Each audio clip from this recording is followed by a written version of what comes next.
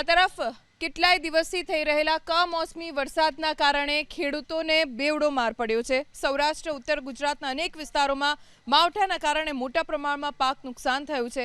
ખેડૂતો સ્થાનિક આગેવાનો સતત સર્વે કરી સહાય ચૂકવવાની માંગ કરી રહ્યા છે।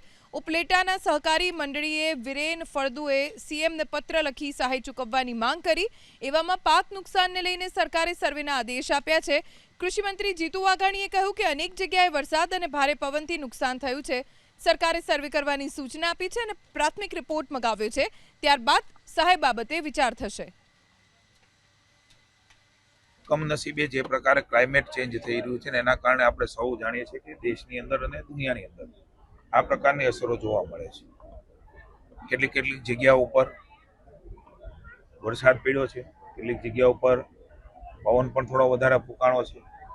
પ્રાઇમરી રિપોર્ટ અમે મંગાવી રહ્યા છીએ। કેટલાક તાલુકામાં કેટલાક ગામોની અંદર આ પ્રકારની અસરો અને કેટલું નુકસાન થયું છે પ્રાઇમરી પ્રાથમિક સર્વેના આધાર ઉપર આગળ ઉપર નક્કી થાય। પણ આ પ્રકારે કમોસમી વરસાદ એ ક્લાઇમેટ ચેન્જનો ભોગ બની રહ્યો છે। સ્વાભાવિક રીતે આપણે ભાગશાળી છે કે લગભગ 80-90% પણ વધારે એ રવિ સિઝન એની કાપણી એની લણણી એ પણ થઈ ગયું હતું।